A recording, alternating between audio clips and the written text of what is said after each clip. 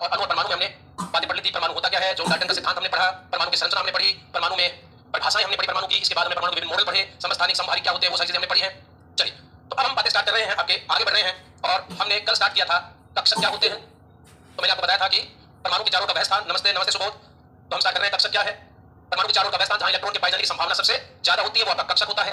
इसके बाद हम स्टार्ट कर रहे थे आपके उपकोष क्या है, सब सेल बोलते हैं, याद रखिएगा सब सेल बोलते हैं। तो कल मैंने आपको बताया था कि सबसे बड़ा कोष होता है, सबसे बड़ा कोष होता है, इसी को हम कक्ष कहते हैं, इसी को हम ऊर्जा स्तर कहते हैं, इसी को हम ऊर्जा स्तर कहते हैं, याद रखिएगा। इसी को इस जो ये ऊर्जा स्तर या कोष होता है, नमस्ते। चलिए, तो जो आपका कोष है ये बना होता है उपकोषों से और उपकोषों में होता है कक्षक। दोबारा सुन लीजिएगा, सबसे बड़ा कोष मिलकर बना होता है आपका उपकोष से और उपकोष मिलकर बना होता है कक्षक से। कक्षक वो स्थान है जहां पर इलेक्ट्रॉन के पाए जाने की संभावना सबसे ज्यादा है। अब हम इसके बाद बात करते हैं आपके उपकोष पर। हमने कल आपको बताया था कि जो कोष होते हैं वो के एल एम एन ऐसे होते हैं, इनको एन से दर्शा देते हैं। बराबर 1 है तो के कोष हो गया, 2 है तो एल कोष हो गया, 3 है तो एम हो गया, 4 है तो एन हो गया। इसके बाद आगे भी चलते रहते हैं और ये कोष मिलकर बने होते हैं उपकोषों से। और उपकोष 4 होते हैं, इससे ज्यादा भी होते हैं, 4 आपको 4 ही पढ़ने हैं, S P D, S P D और एफ, जी एच पी होते हैं, लेकिन आपको यहां पे बातें याद रखनी है। उपकोष जो है वो 4 है, एस पी डी और एफ। ध्यान से चलिए हम इसके बारे में चर्चा करते हैं। तो उपकोष 4 होते हैं, उपकोष या सब सेल जो होते हैं वो 4 होते हैं। तो हमने यही छोड़ा था, 4 होते हैं, एस पी डी और एफ। सबसे पहला एस उपकोष, सबसे पहला आपका आता है एस उपकोष। ये होता है गोलाकार। अगर आपसे पूछे कैसे आकृति कैसी होती है, गोलाकार होता है, ये गोलाकार होता है। और एस उपकोष में अधिकतम 2 इलेक्ट्रॉन आ सकते हैं, अधिकतम 2 इलेक्ट्रॉन, अधिकतम 2 इलेक्ट्रॉन आते हैं, याद रखना। और एस उपकोष में एक कक्षक होता है, एक कक्षक होता है, याद रखना। एक कक्षक में अधिकतम 2 इलेक्ट्रॉन ही आते हैं। तो एस उपकोष जो होता है वो गोलाकार होता है, एस उपकोष में केवल एक कक्षक होता है और अधिकतम इसमें 2 इलेक्ट्रॉन आएंगे। ये आपको एस उपकोष के लिए याद रखना है। इसके बाद अगर हम बातें करते हैं, ध्यान रखना, इसके बाद आपका पी उपकोष।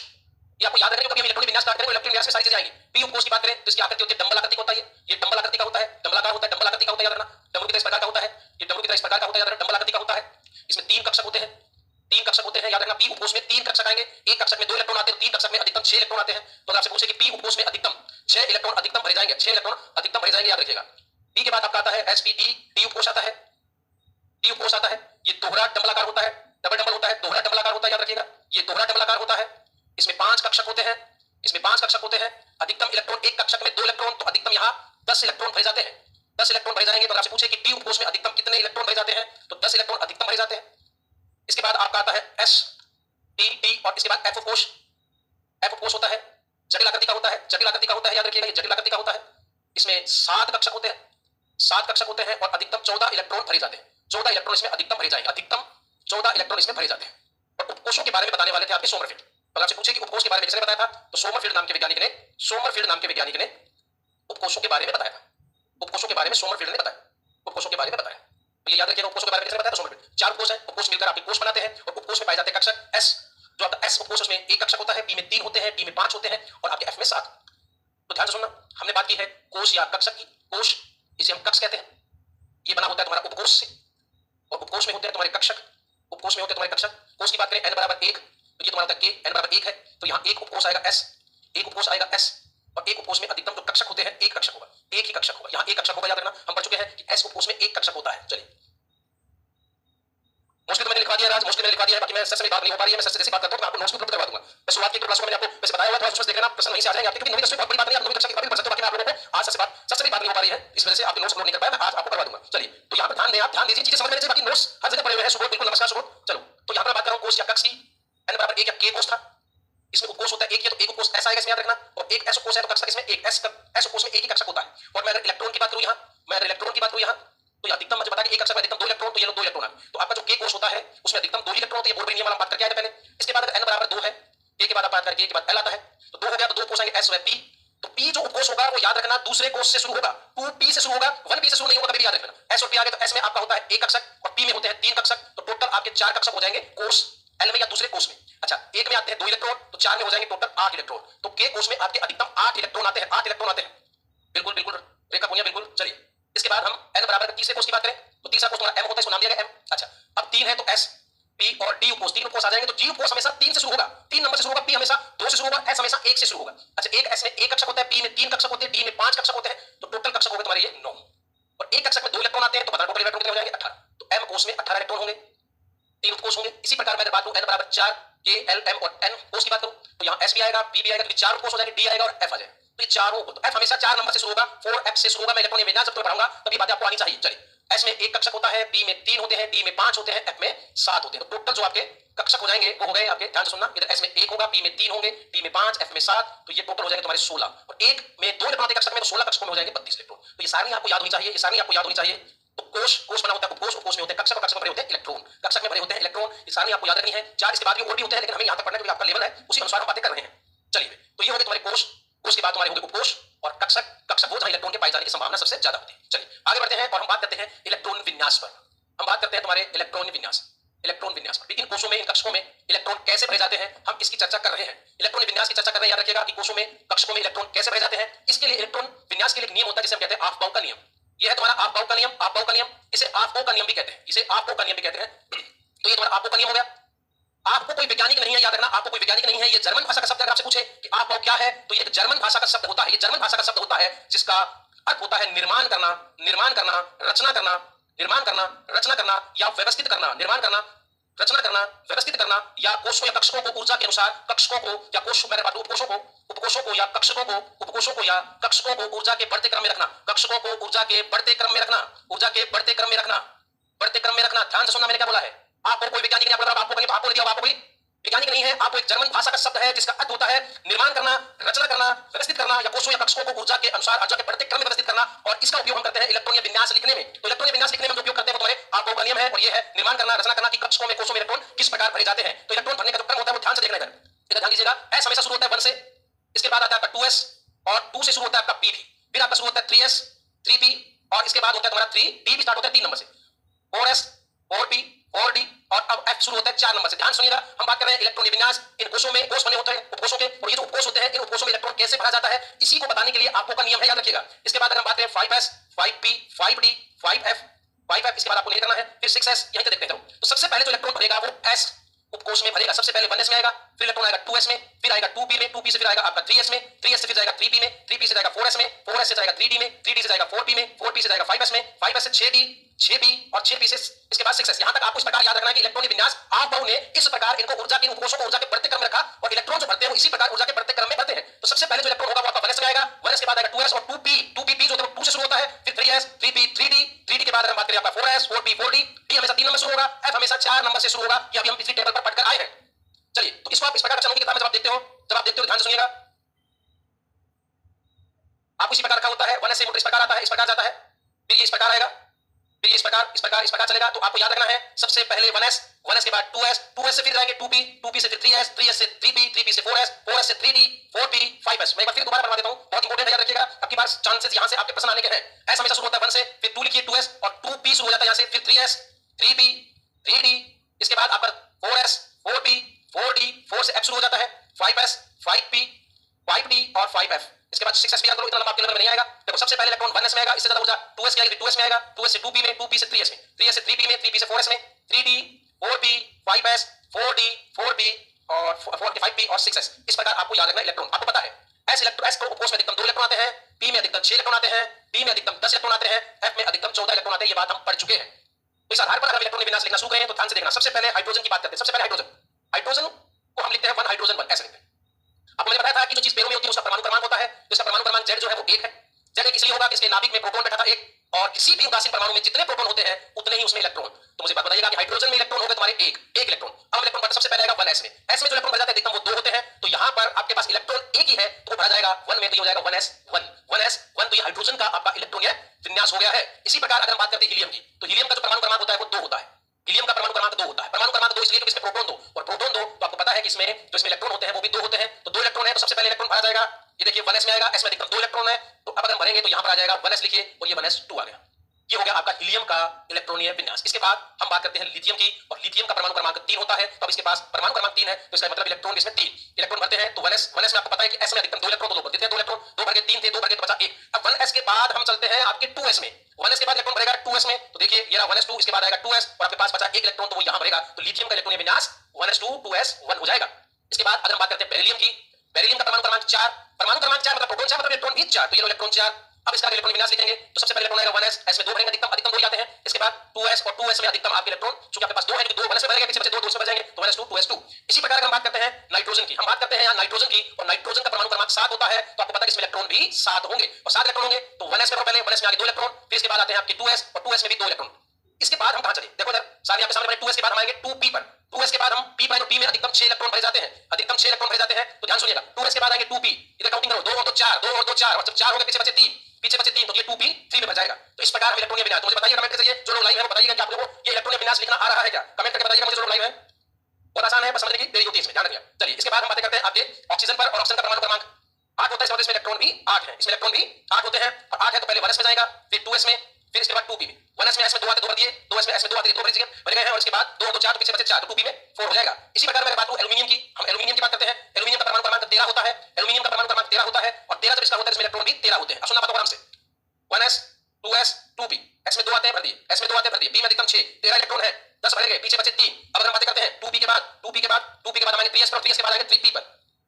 तो ध्यान से सुनिएगा, हम आ गया 2s के बाद 3s पर, 13 इलेक्ट्रॉन थे, 2 2 4 और 6 10 भरे गए, 2 यहां भर दिए, और उसके बाद 3p1। तो ये इलेक्ट्रॉन विन्यास होगा आपका एल्यूमिनियम का। इसी प्रकार अगर हम बातें करते हैं आपके पोटेशियम की, पोटेशियम की बात अगर करें तो पोटेशियम को कैसे लिखते हैं, इसका परमाणु क्रमांक होता है 19, तो इसका मतलब इसमें इलेक्ट्रॉन भी 19, 1s में भरा गया, 2 भर दिए, फिर 2s में इलेक्ट्रॉन आता है, फिर 2p में आता है, 2p के बाद 3s में आता है, और 3s के बाद 3p में आता है। और अगर 3p के बाद की बात करें तो 3p के बाद इलेक्ट्रॉन आएगा आपका 4s में, 4s के बाद 3d में जाएगा, 4s के बाद 3d में जाएगा, ध्यान से देखना।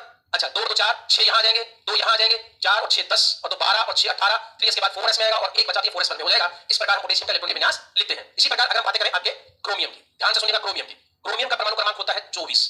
क्रोमियम का परमाणु क्रमांक 24 इसलिए है कि इसमें प्रोटॉन 24 है, तो इलेक्ट्रॉन भी 24 होंगे, और जब इलेक्ट्रॉन 24 होंगे तो इसका मतलब है कि पहले 1s, फिर 2s, फिर 2p, 3s, 3p, 4s, और 4s के बाद इलेक्ट्रॉन आएगा 3d में, 4s के बाद इलेक्ट्रॉन आएगा 3d में। s में अधिकतम 2 इलेक्ट्रॉन आते हैं, तो 2 और 2 4 रहेगा, p में अधिकतम 6, क्योंकि हमारे पास 24 है, इन 24 इलेक्ट्रॉनों को ऊर्जा के बढ़ते क्रम में हमें सजाना है, इसी को कहते हैं आपो का नियम।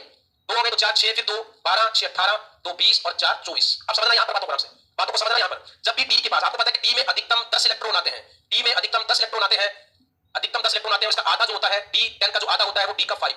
जब d में पूरे 10 इलेक्ट्रॉन भरा होता है तो पूर्ण कक्षक होता है, पूर्ण भरा कक्षक होता है, और जब d में 5 हो तो अर्धपूरित होते हैं, अर्धपूरित कक्षक होते हैं, अर्धपूरित कक्षक होते हैं। ध्यान से सुनिएगा, एक नियम है पूर्ण तथा अर्धपूरित कक्षकों का स्थायित्व, एक नियम है पूर्ण कक्षक तथा अर्ध कक्षकों का स्थायित्व, याद रखिएगा। एक नियम है जिस नियम को कहते हैं पूर्णपूरित, पूर्णपूरित अभी कहूंगा, ध्यान रखना इसमें बता रहा हूं, पूर्णपूरित तथा अर्धपूरित कक्षकों का स्थायित्व, पूर्णपूरित तथा अर्धपूरित कक्षकों का स्थायित्व।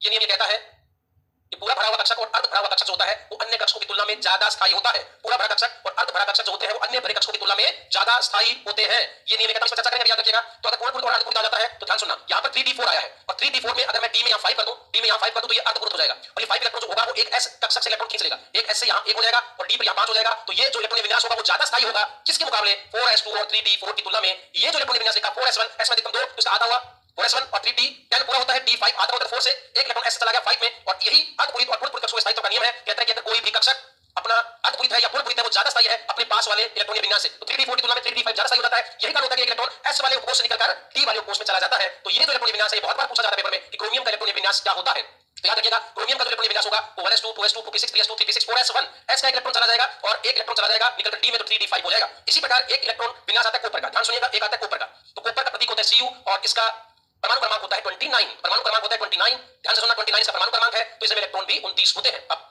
सबसे पहले 1s में, फिर आपका 2s में, फिर आपका 2p में, 2p से 3s में, 3s से 3p में, 3p से 4s, और 4s से 3d में ये इलेक्ट्रॉन जाएगा। 1s की बात करें तो 1s 2, फिर 2s2, तुम्हारे पास टोटल 29 इलेक्ट्रॉन भरना है, 2 2 4 भर गए, 6 10, 2 12, 6 18, 2 20, और 9 बचे तो 9 यहां भर दिया, 3d9। अर्धपूरित और पूर्णपूरित कक्षक का स्थायित्व का नियम यहां लागू होगा। यहां आ गए 3d9, 3d9 की तुलना में 3d10 ज्यादा स्थायी होता है, ज्यादा स्थायी होता है, तो एक s का इलेक्ट्रॉन d में चला जाएगा, और इसका जो इलेक्ट्रॉन विन्यास होगा, इसका जो इलेक्ट्रॉन विन्यास होगा वो 4s1 और 3d10 हो जाएगा, 3d10 हो जाएगा। तो ये दो ऐसे इलेक्ट्रॉन विन्यास है जो पेपर में पूछे जाते हैं, एक क्रोमियम का होता है, एक कॉपर का होता है। इसी प्रकार अगर मैं बात करूं Ag चांदी की, चांदी का परमाणु क्रमांक 47 है, ध्यान सुनना, परमाणु क्रमांक 47 है चांदी का, और चांदी में अगर मैं इलेक्ट्रॉन विन्यास भरना चाहे तो कैसे भरेंगे, देखो पहले 1 लिखना है, फिर 2 वाले लिखना है 2s2p, फिर आपका 3s लिखना है 3p 3d, फिर इसके बाद 4s लिखना है 4p 4d और 4f, यहां तक हमारा काम हो जाएगा। सबसे पहले इलेक्ट्रॉन s में आएगा, फिर आपका 2s में आएगा, फिर 2p में आएगा, 2p से 3s में, 3s से 3p 3p से 4s, 4s से 3d 4p, और इसके बाद आएगा तुम्हारा 5s। अब सुनना, s में अधिकतम इलेक्ट्रॉन आते हैं 2, तो मैं यहां भरना चाहूंगा अगर 1s की बात करें अगर हम, तो यहां आ जाएगा 1s2, मैं यहां लिख देता हूं, यहां लिख देता हूं, ऊपर ध्यान सुनना, यहां लिख दें, ये आ गया 1s2, उसके बाद 2s में आएगा तो 2s2, फिर 2p6, 2p के बाद इलेक्ट्रॉन आएगा 4s में, 2p के बाद 3s में, 3s2, 3s के बाद आएगा आपका 3p में 3p6, फिर आएगा 4s2 3d10, टोटल इलेक्ट्रॉन के 2 2 4 6 10 2 12 6 18 2 20 और 10 30, 3d के बाद इलेक्ट्रॉन जाएगा 4p में, तो ये 4p6, और p के बाद इलेक्ट्रॉन आएगा 5s में, ये आ गया 5s, 5s में आगे 2 2 2 4 6 10 2 12 6 18 2 20 10 30 36 और 2 38, और 3d 5s के बाद इलेक्ट्रॉन आएगा आपका 4d में, 4d में, तो यहाँ 4d 9 इलेक्ट्रॉन बचे तो 49। अभी हम पढ़ रहे हैं अर्धपूरित और पूर्णपूरित कक्षकों के स्थायित्व में, तो 5x का एक इलेक्ट्रॉन निकलेगा और वो d में चला जाएगा, तो 5s डेल्टा हो जाएगा, यहाँ हो जाएगा आपका, यहाँ हो जाएगा 5s1 और 4 आपका 4d10। तो ये इलेक्ट्रॉनिक विन्यास होता है आपके चांदी का। इस पर भी पसंद आ जाते हैं, तो जहां पर भी 3d9 आए या 3d4 आए, एक इलेक्ट्रॉन जो s का होगा वो आपका चला जाएगा d में, तो 3d या तो 5 हो जाएगा या 3d10 हो जाएगा। इसी प्रकार अगर मैं अर्धपूरित और पूर्णपूरित कक्षकों की बात करूं तो याद रखिएगा, अब ये हो गया आपके इलेक्ट्रॉनिक विन्यास। मैं उम्मीद करता हूं आप लोगों को इलेक्ट्रॉनिक विन्यास समझ में आए होंगे। आप बहु सिद्धांत कहता है कि कोषों को उनकी ऊर्जा के बढ़ते क्रम में रखा जाए तो इलेक्ट्रॉन इस प्रकार ऊर्जा में बढ़ते चले जाएंगे। इस प्रकार कुछ नियम है जो आपको बता देना चाहता हूं, कुछ नियम है, ध्यान से सुनिएगा, कुछ नियम है। ये हो गया आपका इलेक्ट्रॉनिक विन्यास। इसके बाद कुछ नियम, पहला है पाउली का अपवर्जन नियम। कुछ नियम बता देता हूं, पाउली के अपवर्जन नियम, पाउली का अपवर्जन नियम। पाउली का अपवर्जन नियम कहता है, ध्यान सुनिएगा, किसी भी कक्षक में विपरीत चक्रण वाले 2 इलेक्ट्रॉन आएंगे। किसी भी, पाउली का अपवर्जन नियम पहला नियम है। इस नियम के अनुसार पाउली कहते हैं किसी भी कक्षक में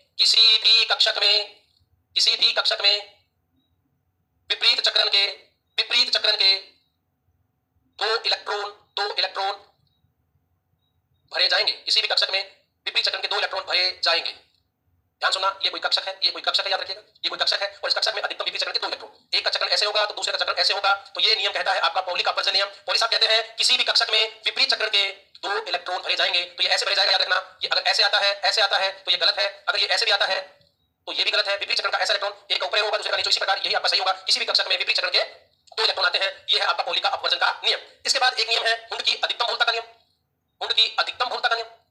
दूसरा नियम है हुंड की अधिकतम बहुलता का नियम। हुंड साहब क्या कहते हैं, देखना सुनना मेरी बात को। हुंड साहब कहते हैं किसी भी कक्षक में पहले एक इलेक्ट्रॉन भरेगा और जब सभी कक्षकों में एक इलेक्ट्रॉन भर जाएगा तो इसके बाद इलेक्ट्रॉनों का युग्मन होगा। किसी भी कक्षक में विपरीत चक्रण के 2 इलेक्ट्रॉन भरते हैं, ये नियम है पाउली का अपवर्जन नियम। हुंड साहब कहते हैं हुंड की अधिकतम बहुलता का नियम कहता है कि जितने भी समभ्रस कक्षक होते हैं, समभ्रस का मतलब होता है समान ऊर्जा के कक्षक। समभ्रस कक्षकों में पहले एक इलेक्ट्रॉन भरेगा, उसके बाद इलेक्ट्रॉनों का युग्मन होगा। मतलब ये कहना चाहते हैं कि प्रत्येक कक्षक में पहले अयुग्मित इलेक्ट्रॉन भरेंगे और जब सभी कक्षकों में अयुग्मित इलेक्ट्रॉन भर जाएंगे तो उसके बाद इलेक्ट्रॉनों का युग्मन प्रारंभ होगा। ये बात आपके हुंड साहब कहते हैं, याद रखिएगा। हुंड साहब कहते हैं समभ्रस का मतलब होता है समान ऊर्जा के जो कक्षक होते हैं उनमें समभ्रस कक्षकों में पहले अयुग्मित इलेक्ट्रॉन भरते हैं, अयुग्मित इलेक्ट्रॉन भरते हैं, फिर इलेक्ट्रॉनों का युग्मन होता है, समझ रहे इस बात को, इलेक्ट्रॉनों का युग्मन होता है। अब सुनना, जैसे हमें पता है कि पी कक्षक, अगर हम पी उपकोष की बात करें, पी उपकोष में 3 कक्षक होते हैं और तीनों की ऊर्जा समान होती है। जब 3 कक्षक है, तीनों की ऊर्जा समान है तो वो समभ्रस कक्षक कहलाते हैं, तो पी उपकोष में 3 कक्षक है और कक्षकों को हम इस प्रकार दर्शाते हैं। ये रहे आपके 3 कक्षक और पी उपकोष में आपको पता है कि 6 इलेक्ट्रॉन आते हैं। पी उपकोष में अधिकतम 6 इलेक्ट्रॉन, तो 6 इलेक्ट्रॉन होगा तो पहले इलेक्ट्रॉन एक-एक करके भरेंगे, पहले इलेक्ट्रॉन अयुग्मित अवस्था में भरेंगे, एक-एक करके भरेंगे। जब सब में इलेक्ट्रॉन भर जाएगा उसके बाद इलेक्ट्रॉनों का युग्मन होगा, याद रखिएगा, फिर इलेक्ट्रॉन इस प्रकार भरेंगे तो टोटल 6 इलेक्ट्रॉन भर जाएंगे। सुनिएगा बात को आराम से। उन साहब कहते हैं कि समभ्रस कक्षकों में पहले अयुग्मित इलेक्ट्रॉन भरते हैं, उसके बाद इलेक्ट्रॉनों का युग्मन होता है। जैसे अगर बात करूं P4, वही बात कर ले रहे हम, पी कोष में 4 इलेक्ट्रॉन है और आपको पता है कि पी कोष में 3 कक्षक होते हैं, तो पहले इलेक्ट्रॉन एक-एक करके भरेगा। अब 4 एक चौथा इस प्रकार भरेगा, तो पहले इलेक्ट्रॉन एक-एक करके भरेगा, उसके बाद इलेक्ट्रॉन का युग्मन होगा। कहीं पर याद रखना, अगर इस प्रकार लिखा जाए तो गलत होगा।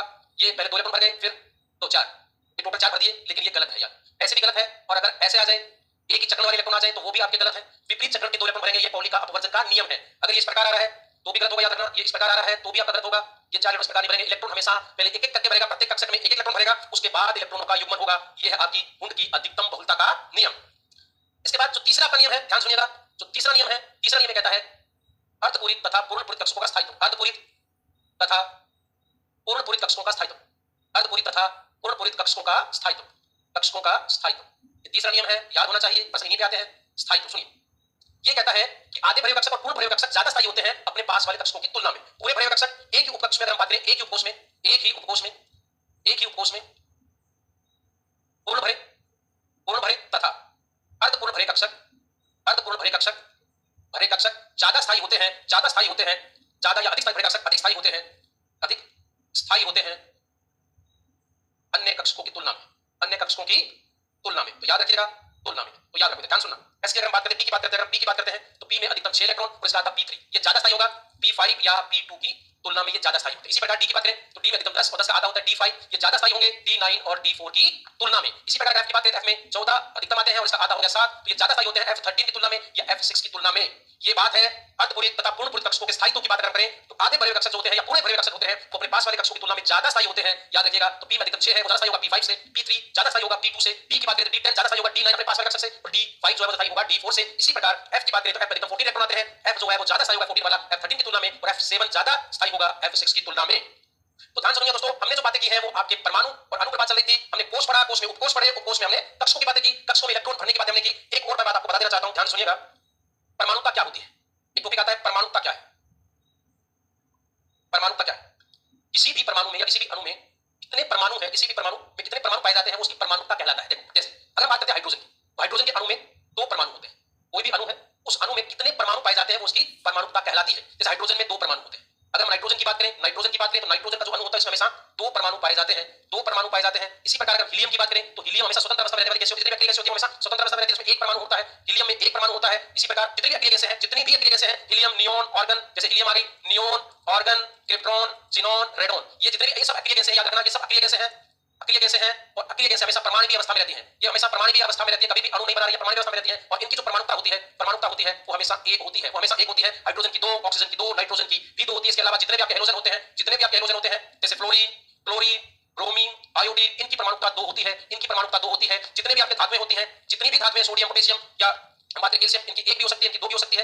मोस्टली 1 होती है, याद रखिएगा, याद रखिएगा कि 1 होती है। धातुओं की हमेशा 1 होती है, धातुओं की हमेशा 1 होती है। Sodium, potassium, calcium, manganese, iron, इनकी परमाणुता हमेशा 1 होती है। इसके बाद अगर हम बात करें ओजोन की, हम बात करें ओजोन की, तो ओजोन की परमाणुता 3 होती है। याद रखिएगा, ओजोन की परमाणुता 3 होती है। हम बात करें फास्फोरस की, तो फास्फोरस की परमाणुता 4 होती है। 4 परमाणु आपस में मिलकर अणु का निर्माण करेंगे पर फास्फोरस में। इसी प्रकार अगर हम सल्फर की बात करें तो सल्फर में 8 होती है परमाणुता, सल्फर की परमाणुता 8 होती है। किसी भी अणु में उपस्थित परमाणुओं की संख्या को, किसी भी अणु में उपस्थित परमाणुओं की संख्या को उसकी परमाणुता कहते हैं। तो अगर आपसे पूछे कि परमाणुता क्या है, तो याद रखिएगा किसी भी अणु में, किसी भी अणु में, किसी भी अणु में उपस्थित परमाणुओं की संख्या, उपस्थित परमाणुओं की संख्या को, परमाणुओं की संख्या को परमाणुता कहते हैं, परमाणुता कहते हैं।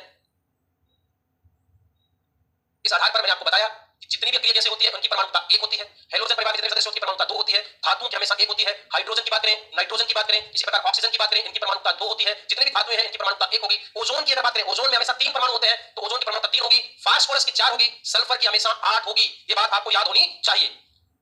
तो ये होती है आपकी परमाणुता। तो बात चल रही है परमाणुओं में, थोड़ी बहुत बातें हो रही है और अब हम थोड़ी सी बातें करते हैं तत्व यौगिक और मिश्रण पर। तत्व यौगिक और मिश्रण, तत्व यौगिक व मिश्रण क्या है, ध्यान से सुनिएगा।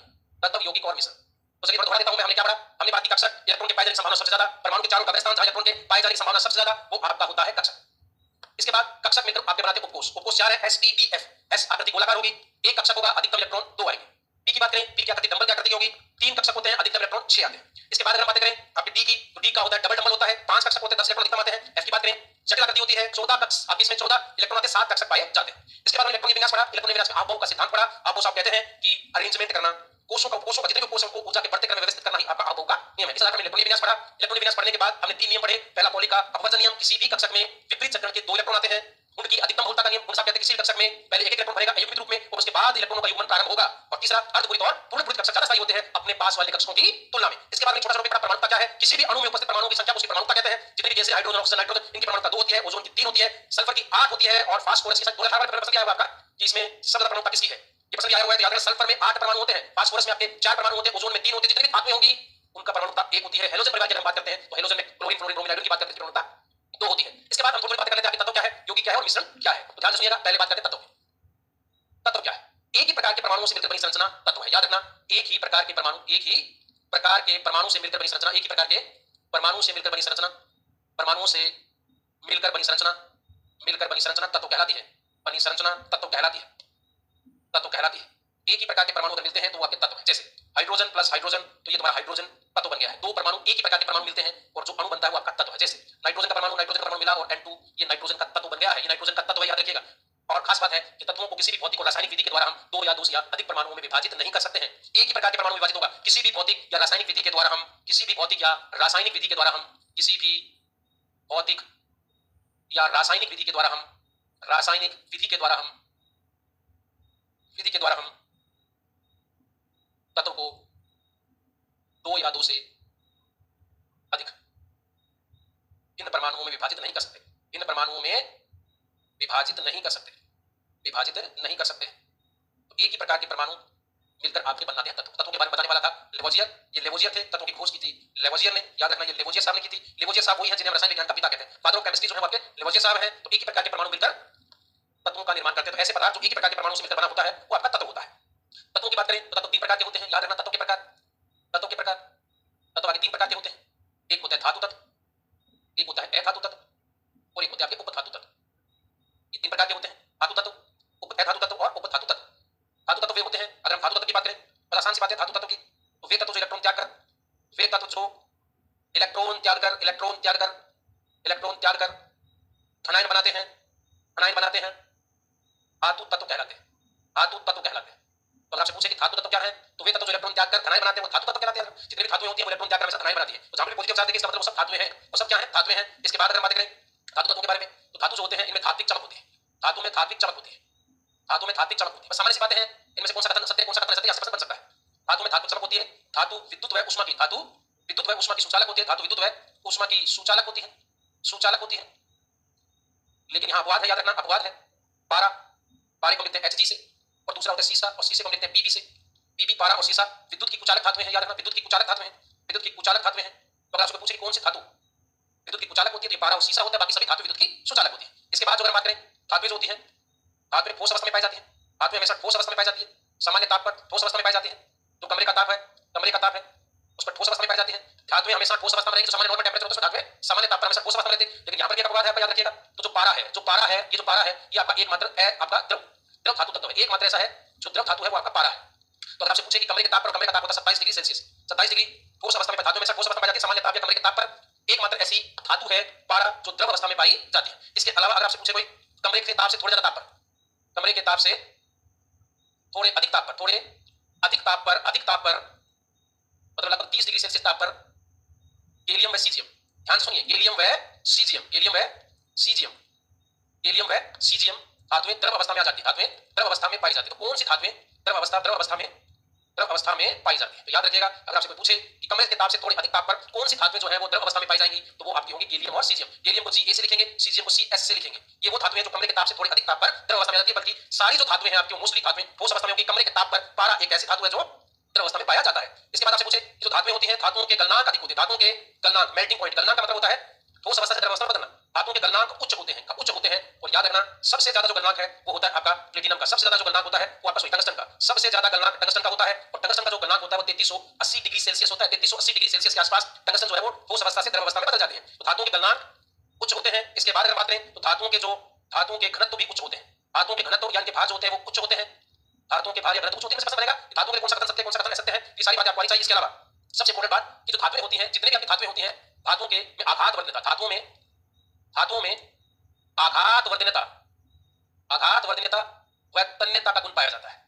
आघात वर्धनता व तन्यता का गुण पाया जाता है। आघात वर्धनता और तन्यता गुण पाया जाता है। आघात वर्धनता का मतलब समझना, पीट कर चक्रे बनाना, और तन्यता का मतलब होता है उनके तार खींचना। तो धातुओं को पीट कर उनके चक्रे बना सकते हैं और उनके तार भी खींच सकते हैं। अगर यहाँ पर बात करूं मैं, सबसे ज्यादा सोना व चांदी सबसे अधिक आघात वर्धनीय तन्य धातुएं, सबसे अधिक आघात वर्धनीय तन्य धातुएं हैं। वो आपकी सोना और चांदी है। और ऐसा माना जाता है, ऐसा है कि 1 ग्राम सोने से 2 किलोमीटर लंबा तार खींच सकते हैं। 2 किलोमीटर लंबा तार खींचा जा सकता है 1 ग्राम सोने से लगभग 2 किलोमीटर लंबा तार खींचा जा सकता है। और अंतिम जो धातु की बात करें तो तुम्हारी धातुएं जो होती है, धातुओं में तन्यता का गुण, धातुओं को पीटने पर अवनी यानी सोनोरस का गुण पाया जाता है। सोनोरस का मतलब होता है धातुओं को पीटा जाता है तो इनसे ध्वनि पैदा होती है। तो ध्वनि, धातु को पीटने पर ध्वनि उत्पन्न होती है, इनमें सोनोरस का गुण पाया जाता है। तो ये थे तुम्हारे धातु तत्व। तो परमाणुओं में एक ही प्रकार के परमाणु मिलकर आपके तत्व बनाते हैं। और तत्वों के बारे में बताने वाला लेवोजियर था। लेवोजियर ने सबसे पहले तत्वों की खोज की थी। आज तक अगर हम बात करें तो 118 तत्वों की खोज हो चुकी है, जिनमें से 92 तत्व प्रकृति में पाए जाते हैं। 118 तत्व खोज हो चुकी है, 92 तत्व प्रकृति में पाए जाते हैं। तत्व 3 प्रकार के होते हैं, ठोस तत्व, द्रव तत्व और गैसीय तत्व। तो तत्व जो होते हैं वो 3 प्रकार के, ठोस, द्रव और तत्व 3 प्रकार के हैं, धातु, अधातु और उपधातु। अगर हम बात करें धातुओं की, तो धातुओं के विभिन्न प्रकार के गुण हमने पढ़े। और कल हम बातें करते हैं अधातु पर, कुछ बातें रहेगी परमाणु में मोल कंसेप्ट क्या होता है, परमाणु भार क्या होता है, उन पर चर्चा करेंगे। तो ये कल आपका टॉपिक कंप्लीट हो जाएगा, परमाणु और अणु वाला। बहुत बहुत धन्यवाद आप लोगों का, थैंक यू।